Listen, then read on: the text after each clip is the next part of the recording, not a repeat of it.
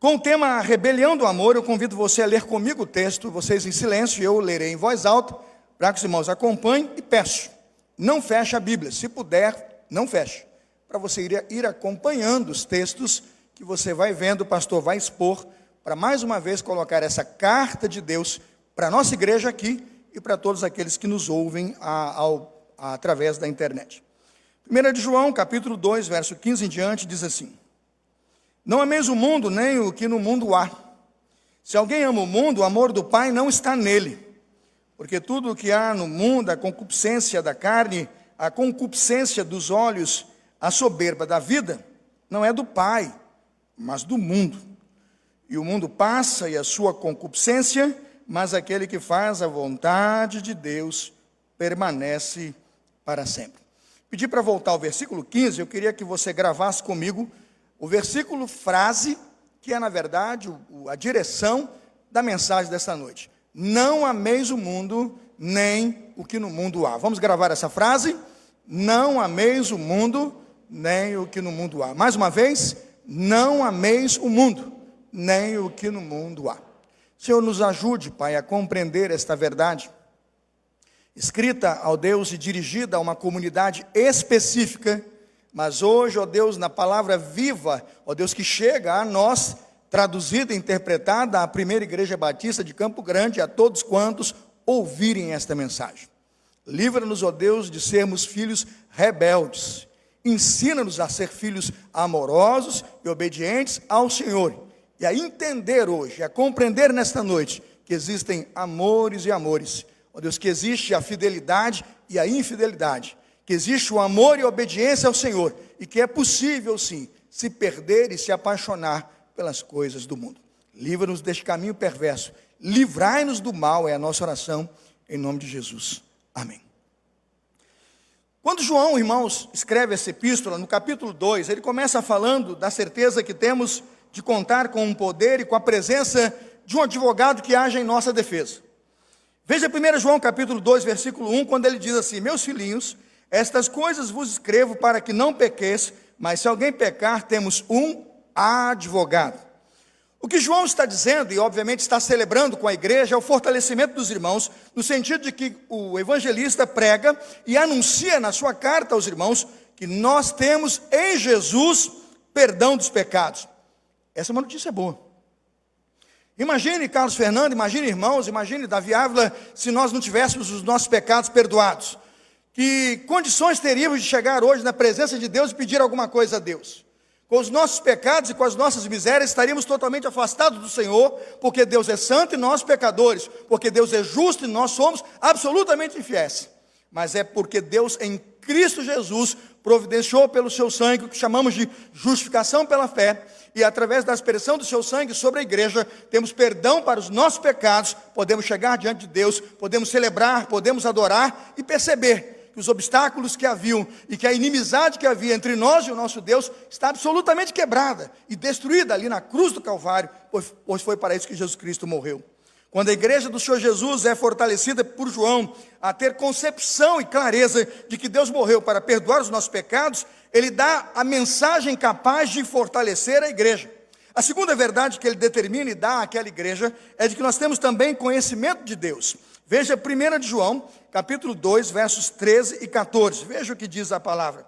Pais, escrevo-vos, porque conheceste aquele que é desde o princípio. No verso 14 ele diz assim: Eu vos escrevi, pais, porque já conheceste aquele que é desde o princípio. É precioso a igreja poder celebrar o fortalecimento do cristianismo quando nós conhecemos ao nosso Deus e nós o conhecemos porque ele se deu a revelar. João vai dizer, nele estava a vida eterna e ele era a luz do mundo. A Bíblia diz, no princípio era o verbo e o verbo estava com Deus. E o verbo era quem? Era Deus. Foi Deus que nos deu conhecido, nos fez conhecido o seu verbo encarnado, o Senhor Jesus. E em terceiro lugar, João dirige uma carta para fortalecimento dos fiéis daquela igreja, daquela comunidade, quando ele escreve em 1 de João, capítulo 2, o verso 13, que nós temos não só perdão para os pecados, nós temos não somente o conhecimento de Deus e a revelação do Deus em Cristo, mas nós temos em terceiro lugar, vitória sobre Satanás. Diga aleluia. É isso mesmo.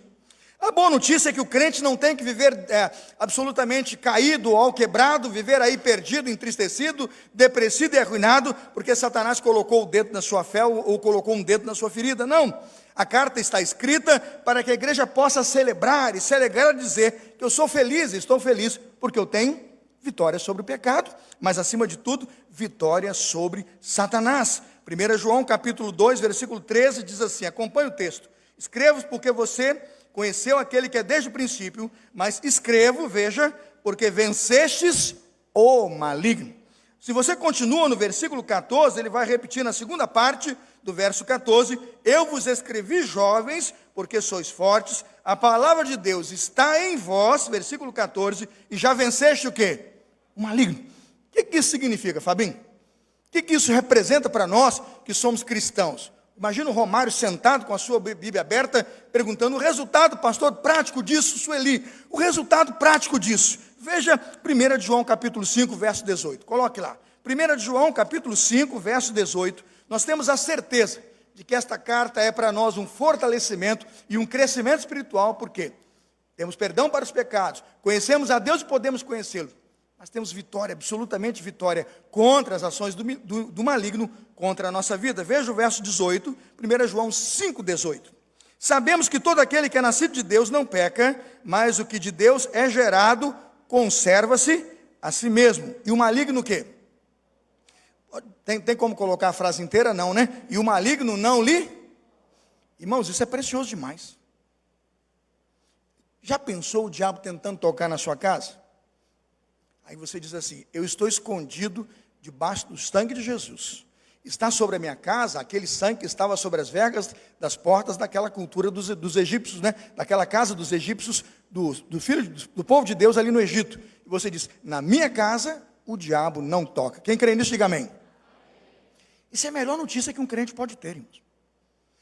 Quando vejo essa carta destinada à igreja, a minha pergunta é, por que com tanta força começa o capítulo 2 e com tanta autoridade destinada a lembrar que você tem pecados perdoados e não precisa deixar o diabo afrontar você com o pecado que Cristo já perdoou? Você tem o privilégio de conhecer a Deus quando as pessoas dizem que Deus não existe, ou então que Deus não fala conosco, ou que Deus criou o mundo e abandonou a sua criação. Não é isso que prega o Evangelho diz que Deus está aqui e se manifestou entre nós como Emmanuel, emanação, o Deus encarnado, revelado que viveu entre nós. E a boa notícia, que aquele que tentava e com o pecado tentava nos tirar da presença de Deus e que fazia com que nós estivéssemos separados do Senhor, aquele que coordena as ações para que nós pudéssemos pecar, esse não tem poder sobre nós. Eu digo, que carta maravilhosa.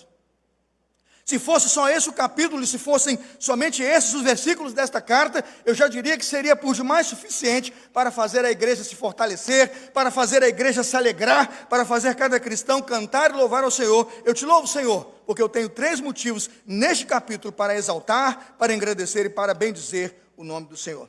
Essa é uma carta que encoraja os cristãos a lutarem. Esta é uma carta que encoraja os cristãos a vigiarem.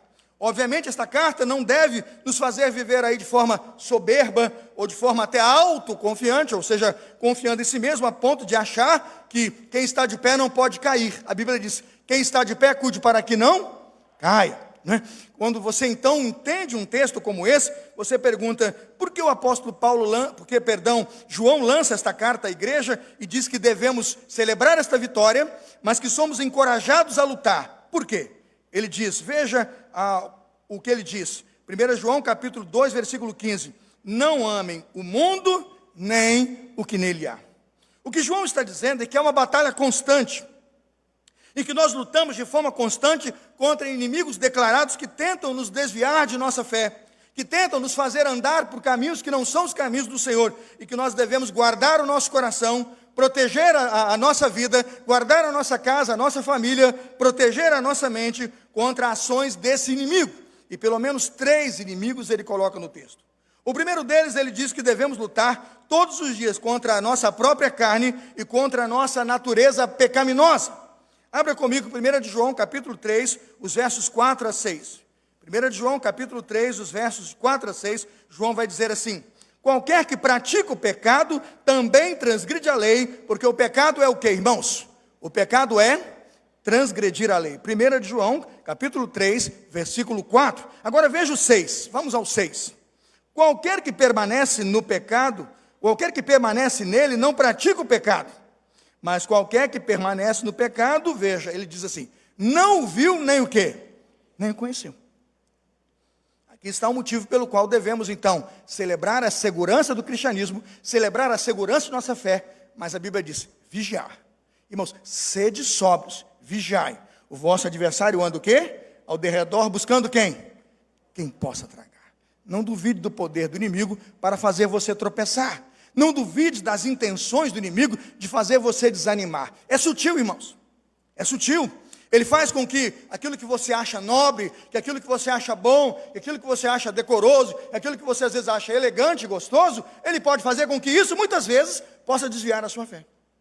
Pensa você um trabalhador concursado, que ganhou recursos, administrou bem as suas economias e comprou não só a casa onde você mora, mas uma casa na praia, uma casa no campo.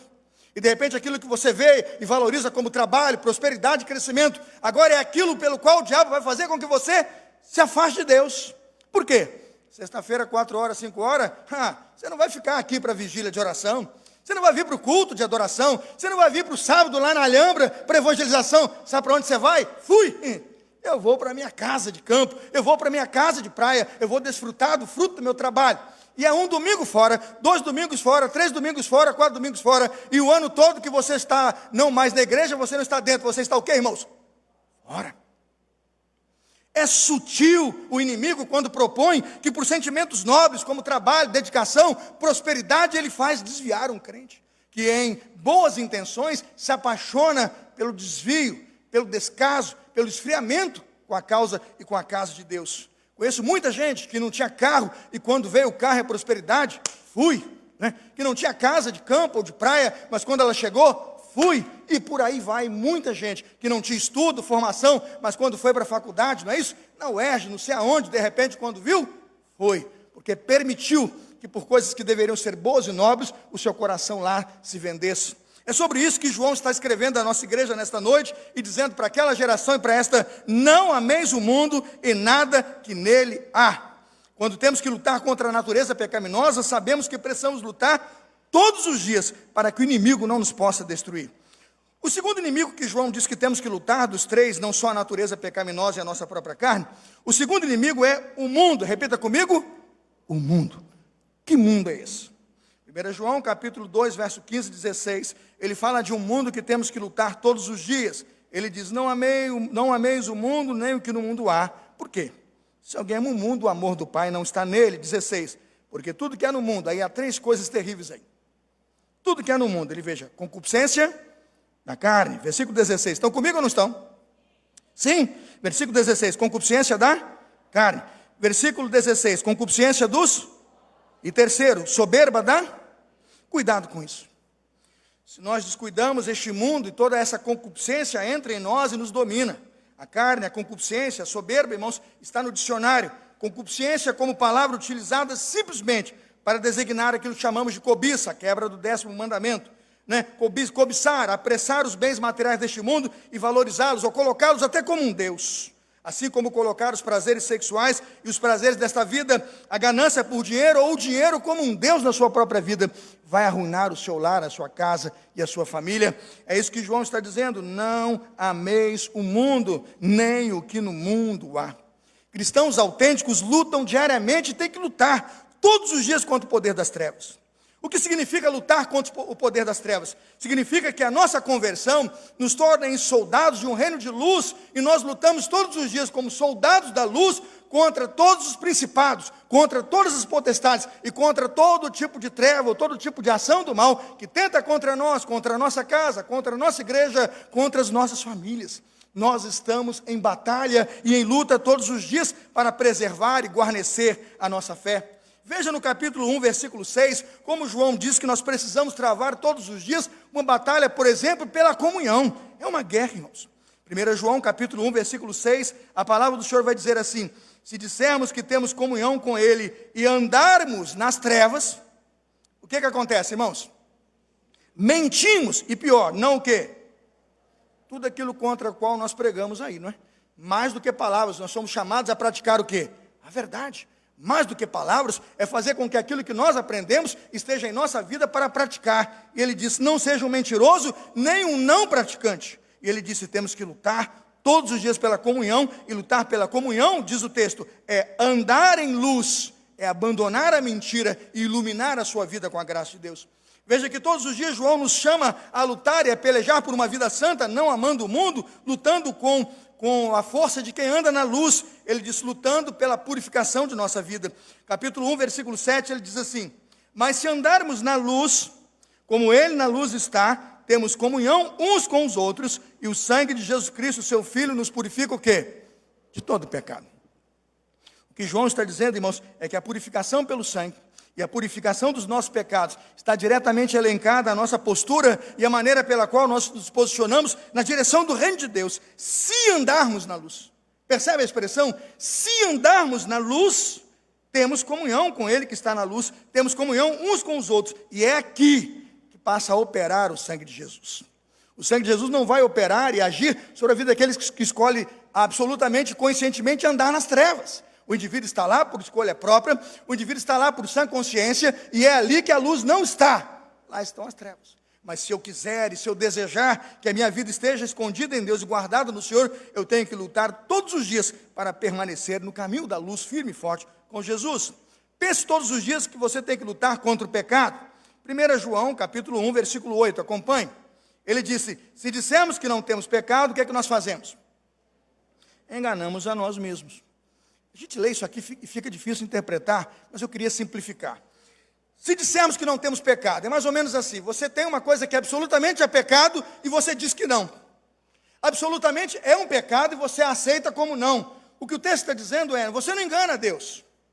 Você pensa que não é pecado, quer crer que não é pecado, você tem a intenção de fazer com a ideia de que o que você está fazendo não é pecado, mas é pecado. E ele diz, qual é a consequência de não reconhecer que é pecado e de não enfrentar esse pecado? Ele diz, se dissermos que não temos pecado, enganamos-nos a nós mesmos. Você começa a se enganar e a promover aquilo que é um auto-engano, que o afasta de Deus e o faz mergulhado do pecado. Ele diz assim, a verdade não está em quem? Em nós. Quantas coisas que eu gostaria que não fossem pecado, né, irmãos? Quantas coisas, né? Que eu gostaria que não fossem pecado, para que eu pudesse manter os meus maus e velhos hábitos, né? Ou terríveis hábitos obscuros, com a ideia de que isso então não me afastaria de Deus. Mas isso não é possível. A Bíblia diz que nós temos pecados, e esses pecados estão revelados aos olhos do Senhor. Nós precisamos lutar todos os dias e pedir a Deus, Senhor, livra-me do meu pecado.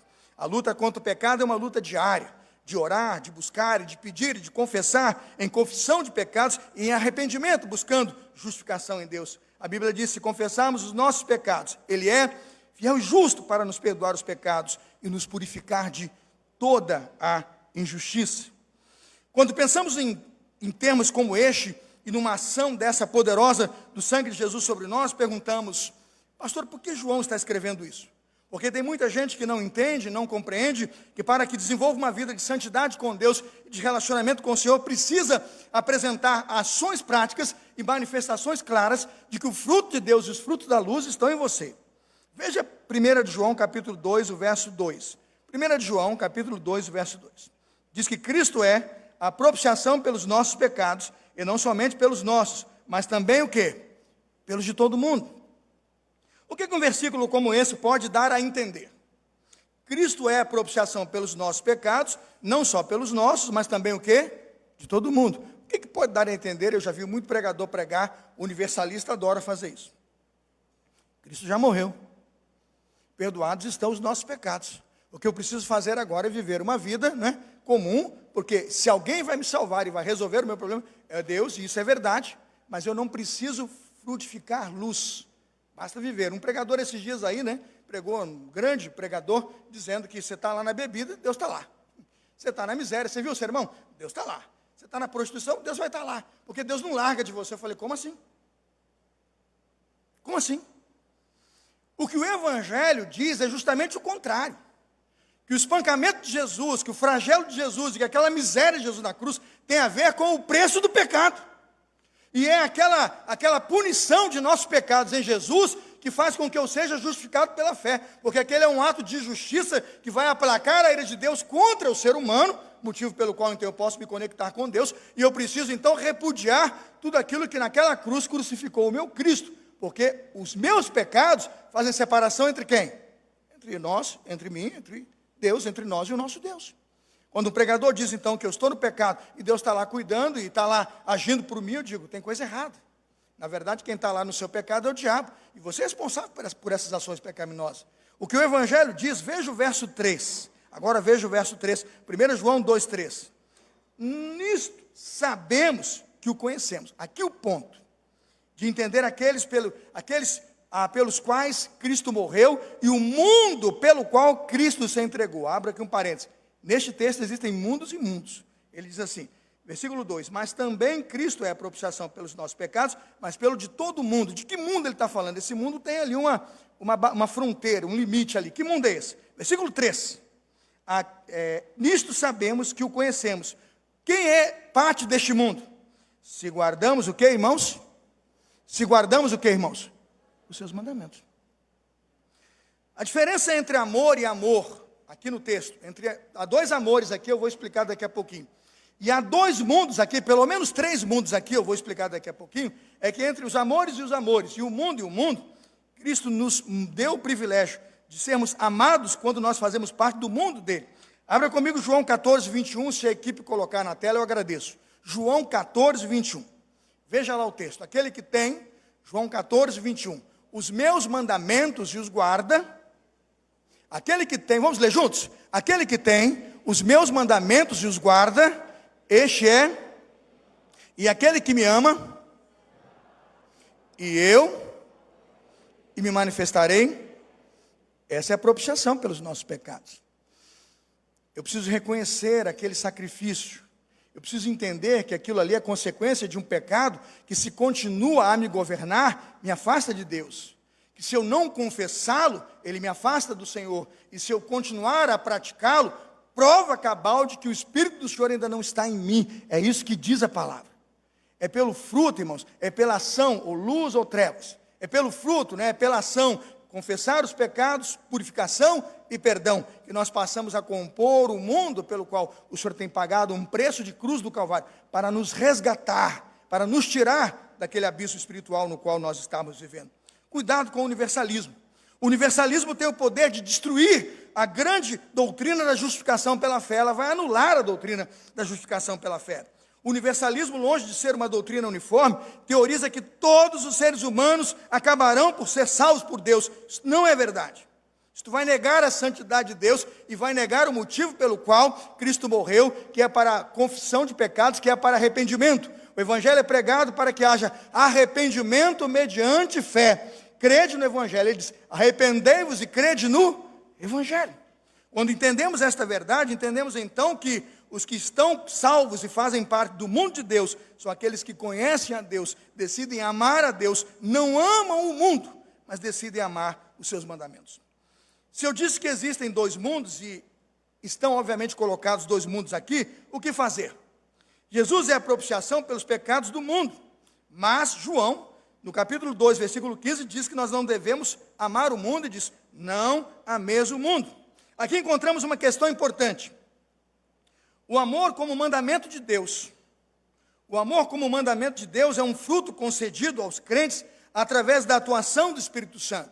E quando nós amamos a Deus, recebemos este amor fruto de Deus, nós amamos a Deus, as coisas de Deus, o valor do seu reino, e passamos a odiar o pecado. Agora João nos diz que há outro amor aqui. Há um amor enquanto um sentimento perigoso. Há um amor rebelde, que estabelece na vida do indivíduo um estado de rebelião e de desobediência à lei de Deus, faz com que este indivíduo viva amando, em rebelião contra Deus. Volte comigo ao texto, 1 João 2,15, e perceba. 1 João 2,15. Não ameis o mundo, nem o que no mundo há. Primeira vertente, se alguém ama o mundo, o que, irmãos? Sentença definitiva. Se alguém ama o mundo, o amor do Pai não está nele. Este amor é rebelião, afasta você. Se você escolher amar o mundo e praticar esse amor pelas coisas do mundo, você estará absolutamente afastado do Senhor. Olha só o que diz o verso 16. Porque tudo que há no mundo, concupiscência da carne, concupiscência dos olhos, soberba da vida, não é do Pai. Repita comigo, não é do Pai. Quando alguém vier dizer para você assim, não, pera lá, o preconceito não cabe na minha religião. Ah, falar assim é preconceito, falar assim é não amar aquele indivíduo. Né? Quando alguém vier com essa conversa de que toda forma de amor é proveitosa, você diz assim, essa frase não é do Pai. É um perigo, porque quando nós nos permitimos a enfeitar os nossos sentimentos pecaminosos por uma linguagem amorosa, o que nós estamos fazendo é aceitar que este amor é comum, que ele pode ser aceitável, que ele pode ser bonito, mas ele nos leva para longe de Deus. Eu vou dar um exemplo. Eu, poucos dias, estava lendo lá na internet, uma irmã postou lá alguma coisa, eu fui acompanhar lá, ela me marcou lá, eu quis entender o assunto, ela pediu, obviamente, que eu acompanhasse. Ela então disse assim, alguém dizia lá, um homem escolheu casar com outro homem, e de repente os dois se acharam bonitos, se casaram entre si, e aí estava lá o debate, a foto dos dois, o debate. Eu assisti aquilo e disse, sim, e aí? Aí a moça lá da igreja, crente, de igreja cristã, disse assim, nós não temos que ter preconceito, não. Nós temos que respeitar tudo isso. Respeitar sim. Mas o que ela queria dizer é que aquela forma de amor é legítima. Eu vou dizer uma coisa, ela é respeitável, eu devo ser tolerante, eu posso entender que ele tem liberdade para isso, mas eu não estou tratando aqui de preconceitos. Né, pastor Lucas? Eu estou tratando de pecado. Deu para entender? À luz de Levítico, à luz de Coríntios, à luz de Romanos, se um homem casa com um homem, se uma mulher casa com uma mulher, isto é pecado. E não é uma questão de preconceito. E quando alguém diz assim, toda forma de amor é aceitável, o que eu estou dizendo é, não ame o mundo. Eles vão tentar embutir a ideia de que isto é nobre, porque isto é amor. Isto é bonito, porque é uma forma de amar, mas é pecado. Quando nós amamos o que é do mundo, e amamos o mundo, ou a sua forma de ter prazer no pecado, o que a Bíblia está dizendo, é que o amor do Pai, aí entenda, esse tipo de amor afasta o amor de Deus. Esse tipo de amor me coloca para longe do Senhor. Ele diz no versículo 16, não é do Pai. Tudo que há no mundo, versículo 16, não é do Pai, mas pertence a quem? Ao mundo. Igreja, muita atenção a esse tipo de existência comum, e a esse tipo de insistência mundana, que vem tentando entrar na nossa mente e mudar a nossa forma de ler o texto sagrado e de interpretá-lo, mas é contra tudo isso que João lutou. João está escrevendo a uma igreja cujo capítulo 2, versículo 18, nos mostra claramente que a presença do anticristo é a presença de um herege que dissimula e dissemina na igreja uma heresia que tem o poder de destruí-la. Cuidado, não ameis o mundo, nem o que no mundo há. O amor de Deus como mandamento é nobre, é fruto do Espírito Santo, mas o amor, enquanto um sentimento perigoso que nos faz amar aquilo que não é de Deus, nos afasta de Deus, irmãos, e é isso que chama aqui como tese do sermão, rebelião do amor. Repita comigo, rebelião do amor. Esta é a forma rebelde de amar, esta é a forma que escolhemos amar e pela qual amamos para nos distanciar de Deus e não dele nos aproximarmos. Se você é um cristão, ouça, portanto, nessa noite, Deus ordena, não ame este tipo de amor, não pratique esse tipo de amor, não ame o mundo. Ele é sutil.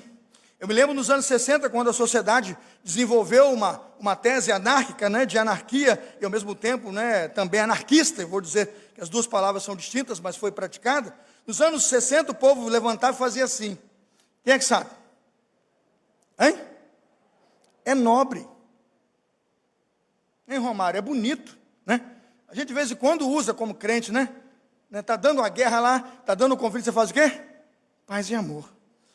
Esta frase é idiomática, mas está associada ao movimento hippie dos anos 60. Por que eu estou dizendo isso? Porque o mundo insiste em colocar coisas nobres, palavras nobres, para aquilo que pode ser rebelião para nós cristãos. A paz e o amor aqui sintetiza uma postura política. Qual é a postura política? A postura política e a posição política é anárquica e ao mesmo tempo anarquista.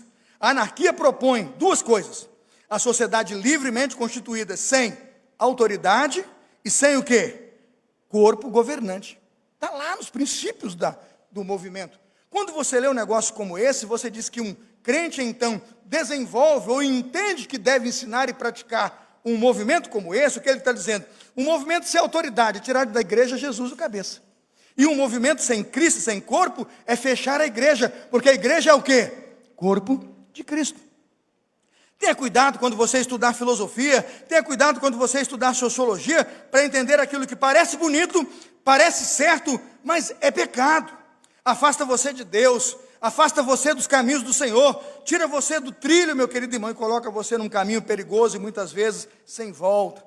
Cuidado com aquilo que você coloca no seu coração. Não ameis, olha a expressão, não ameis o mundo. Amar o mundo não é bonito. Amar o mundo é pecado. Amar o mundo nos afasta do Senhor. Provérbios 4, 23 diz assim: sobre tudo que se deve guardar, guarda o que, irmãos? Guarda o teu coração, porque dele procedem as fontes da vida. Cuidado onde você coloca teu coração. Às vezes você coloca teu coração no dinheiro, às vezes você coloca teu coração nos seus bens, às vezes você coloca teu coração nas suas casas, no seu conhecimento, mas quantas vezes coisas que você está colocando lá no seu coração estão afastando você do Senhor? O verbo amar aqui é nobre, o verbo amar aqui no texto é nobre. Ele diz, o que João diz com o verbo amar o mundo aqui? É devotar-se, é entregar-se inteiramente a alguém ou alguma coisa, é entregar-se a algo ou a alguém sem reservas, é buscar plena satisfação com interesse naquela ação. Mas é isso que João está dizendo: não ameis o mundo, não ponha nele o seu coração. Aí você pergunta: pastor, vamos definir então que tipo de mundo eu não posso amar? Eu vou definir já partindo da conclusão da mensagem. Há pelo menos 3 usos principais da palavra mundo. Veja no seu boletim aí na página de capa, compare para mim e me ajude agora a fechar aqui o sermão. O primeiro é a palavra mundo tratada como o universo físico criado por Deus. A esse podemos amar. João capítulo 1, versículo 10 diz que o mundo foi feito por quem? O mundo foi criado por quem? Por Deus. Esse mundo eu posso amar. Por esse mundo Jesus morreu. A Bíblia diz que Jesus Cristo, quando morreu e ressuscitou, também vai buscar e vai redimir, irmãos, e vai resgatar a sua criação, que está gemendo com dores de parto. Até isso o mundo espiritual em Deus vai fazer, resgatar essa criação que geme. E nós podemos amar o mundo de Deus e tudo aquilo que Ele criou. O mundo que Deus criou, João capítulo 1, versículo 10, criado por Deus, deve ser amado e querido por nós. O segundo termo mundo na Bíblia, eu coloquei na capa da pastoral, é chamada de as pessoas que nele habitam ou habitam o universo criado por Deus. A igreja deve mostrar compaixão ao mundo de Deus, às pessoas, porque Deus amou o mundo de tal maneira que deu seu único filho, para quê? Carlos Elias, Angélica, Antônio, Marcos, Mateus, Lucas, Josi, né? Para que todo aquele que nele crê não pereça, mas tem o quê? A vida eterna. O segundo nível de mundo podemos amar, não só o mundo criado, o mundo universo, mas as pessoas do mundo de Deus, aquelas que Deus criou para que sejam restauradas. Agora veja, há um terceiro nível que nós não podemos amar. E aqui é a conclusão da mensagem, a aplicação do fato. A Bíblia diz que a palavra mundo, usada em terceira expressão, identifica a humanidade caída e em queda, que vive, veja bem, conscientemente em rebelião contra Deus. Quando Deus diz que um tipo de amor é pecado e eu decido praticá-lo, eu sou rebelde.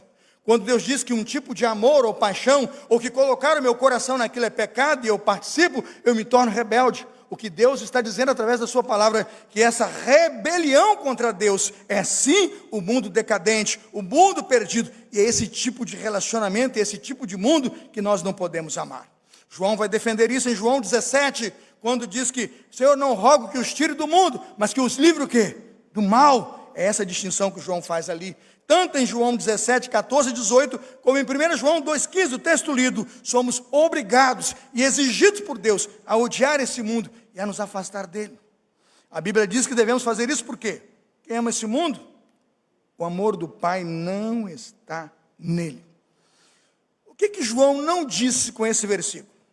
Ao dizer não ameis o mundo, João não disse que estamos proibidos de ter compaixão pelos perdidos, de trabalhar pela salvação dos perdidos, de pregar e orar pela conversão deles. Mas João está pedindo, não aprovemos e nem participemos dos valores corrompidos dos ímpios e do mundo. É isso que significa não amar o mundo. Aplicando, quando João diz para não amarmos o mundo e não sermos rebeldes, usando a expressão do amor, rebelião do amor, ou rebeldes em nome do amor, o que ele diz? Quanto à vida familiar, o mundo afirma que o casamento não é uma coisa boa, e que quando o casamento não dá certo, o divórcio é a solução. Isto é amar o mundo. Aceitar e pregar esse tipo de coisa é ser um mundano, é mostrar que sua mente já não pertence mais cativa ao Evangelho. Você já está infectado por um amor mundano e já está seguindo as tendências do mundo. Quanto à vida cristã, o mundo incentiva o feminismo, nós não. O feminismo distorce absolutamente o papel da mulher. Nós ensinamos aqui o verdadeiro papel da mulher, a sua submissão e a presença da mulher real, tal qual Cristo e a igreja, tal qual o marido e sua esposa. Se você pensa diferente disto, já ama o mundo já está entrando com força, e a Bíblia diz que o amor de Deus vai se afastando de você, porque você entra sutilmente no desafio do pecado, chamado rebelião do amor. Você está amando, mas está amando aquilo que Deus não ama. Na área do trabalho, o conselho dos ímpios vai encorajar você a fazer coisas ilícitas, a aceitar suborno, propina, a fazer maracutaias, Um pequeno erro aqui, um pequeno acolá, todo mundo faz, deixa para lá. Isto é amar o mundo. Se nós nos abrimos a esse tipo de comportamento e o aceitarmos como tolerável e como comum, o que estamos fazendo é amar o mundo. Esse tipo de amor Deus não ama. Na cultura, irmãos, na cultura é um veneno. Quando nós, na cultura de Satanás, sutilmente nos cedemos a ela, perceba, a cultura do mundo ímpio tenta imprimir em nossas mentes seus valores pagãos, através de músicas indecentes, artes obscenas, programas imorais, televisão, internet. Quando você quiser perceber se você está amando a Deus ou o mundo, perceba quantas canções de louvor a Deus você canta inteiras de cor. E depois descubra quantos pagodes, samba, funk, tudo que você já decorou aos montes, e vive batendo o dedo e cantando no seu carro. Não ameis o quê? O mundo. Não ameis o mundo. Se sua rádio, se sua TV é ocupada diretamente, todos os dias, integralmente pelas questões do mundo, o que eu estou dizendo é que tudo isso ocupa na minha vida o quê? Uma prioridade. Não ameis o mundo. Faça o teste. Tente escrever uma das músicas que nós cantamos hoje aqui, de ponta a ponta.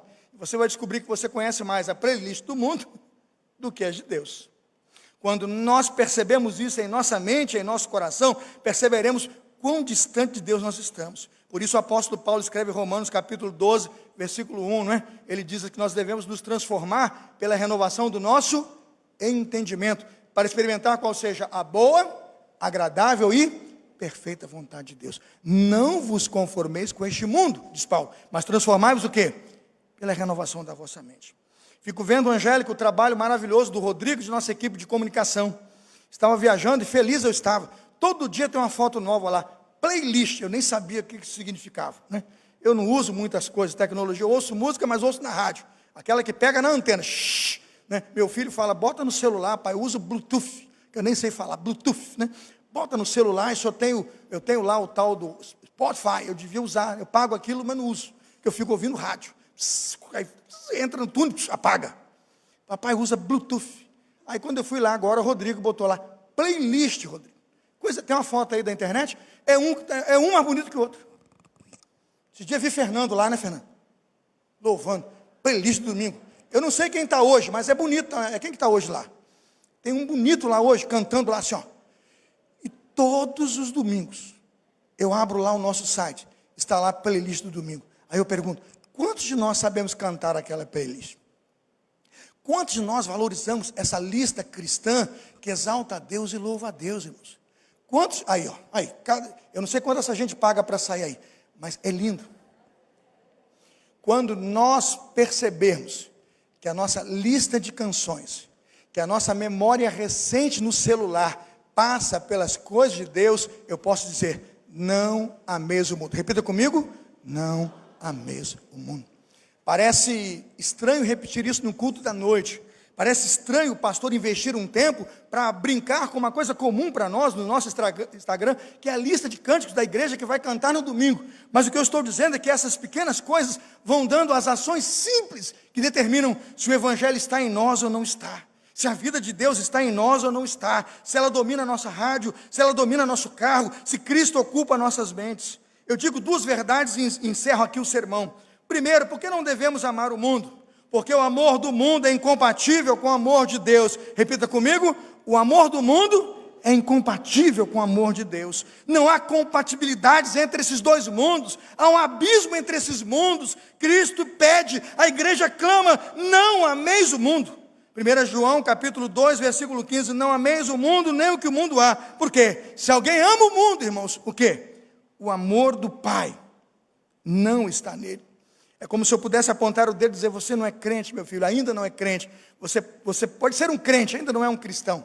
Você precisa se converter para que o reino de Deus, a graça de Deus, tire o mundo de você. Segundo motivo pelo qual devemos entender que ouvimos esta mensagem, que não devemos amar o mundo, é que o amor ao mundo, irmãos, é passageiro. O amor ao mundo tem um contraste absoluto com a eternidade. A eternidade, que é infinita e duradoura, está contraposta ao mundo fugaz, temporal e passageiro. Jovem recente, ouvindo esta palavra, disse: o amor ao mundo é incompatível com o amor do Pai. O que isso significa? O amor ao mundo sufoca nosso amor por Deus. Lendo as parábolas do semeador, Mateus 13, 22, olha o texto na tela, Mateus 13, 22 diz assim: o que foi semeado entre os espinhos é o que ouve a palavra, mas, que diz lá, os cuidados deste mundo e a sedução fazem o que, irmãos? Sufocam a palavra. Você entende por que João escreveu que nós temos poder para vencer o pecado? Você entende por que João escreveu que nós temos pecados perdoados, que nós conhecemos a Deus e, por fim, temos poder para vencer o maligno? Porque ele está dizendo que se você descuidar, a semente do evangelho plantada em você, pelos prazeres deste mundo, podem sufocar a sua fé. Mateus 13, 22, os cuidados deste mundo e a sedução por riquezas podem sufocar o evangelho que um dia foi semeado em você. Lembra de Demas? 2 Timóteo 4,10, Paulo diz: Demas amou o presente mundo e se afastou. Quando mais Paulo precisou de um amigo, Demas não estava lá, porque amou o mundo e tudo o que no mundo há.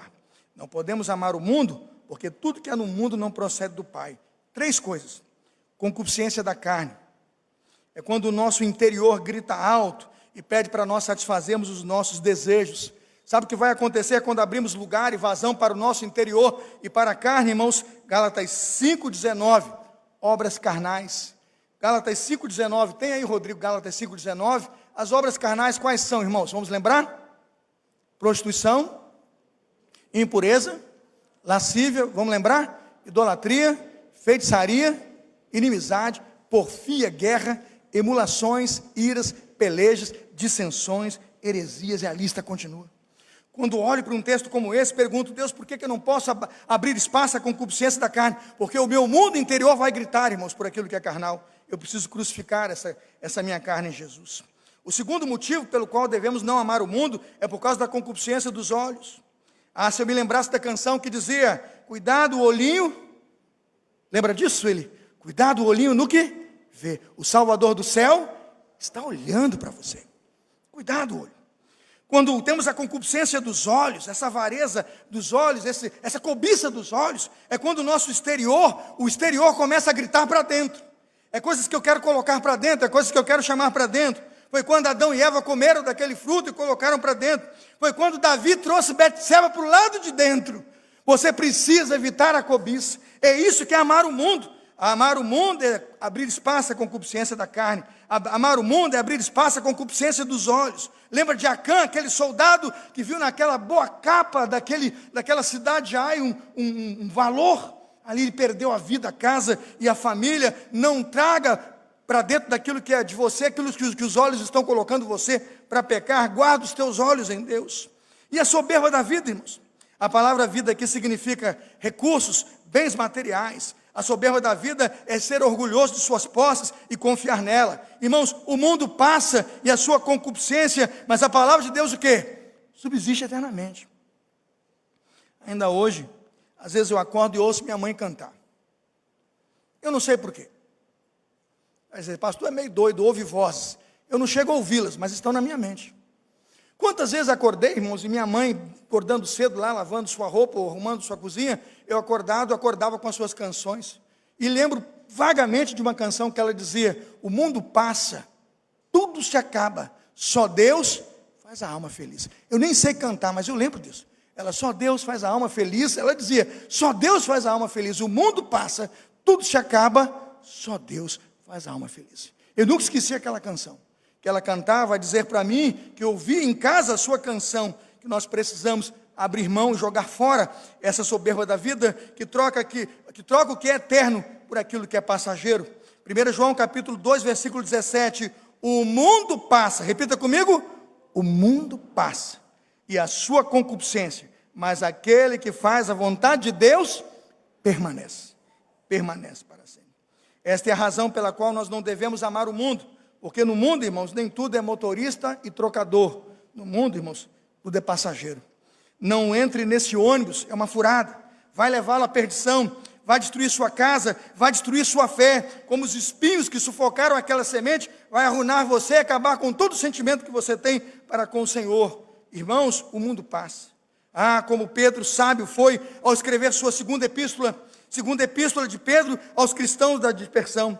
2 Pedro 3,12, ele diz, aguardando e apressando-vos para a vinda do dia de Deus, em que os céus em fogo se desfarão, os elementos ardendo se fundirão, mas, versículo 13, mas nós, segundo a sua promessa, aguardamos novos céus, nova terra, em que habita a justiça de Deus. Irmãos, não troque a vida eterna de Deus, não troque a eternidade de Deus por aquilo que é passageiro. Não ameis o mundo. Versículo 17 diz, aquele, porém, que faz a vontade de Deus, permanece para sempre. Ao concluir esta mensagem, digo, o que significa fazer a vontade de Deus? Fazer a vontade de Deus significa não viver uma vida de perfeição. Nós não podemos viver, nós não somos perfeitos para viver essa perfeição aqui. Nós vamos falhar. Não fique tentando cobrar 100% de sua perfeição quando você não vai conseguir. Você tem que buscar confissão de pecados e arrependimento. Mas não deve se esquecer que a alegria cristã e a alegria do crente de obedecer a Deus é uma constante. Você não tem prazer no pecado. Você se alegra no Senhor e todos os dias se alegra no Senhor e procura vencer todos os obstáculos que se impõem e que se contrapõem à sua vida de santidade e relacionamento com Deus. Fazer a vontade de Deus é dizer não ao amor do mundo e dizer sim ao amor de Deus. Fazer a vontade de Deus é viver a sua vida não orientada pelos princípios deste mundo corrompido, mas abraçar todos os princípios contidos e exarados na palavra de Deus. O que João diz é que há duas escolhas hoje. Uma escolha entre dois estilos de vida. Um estilo de vida que decide amar o mundo e que é rebelião do amor.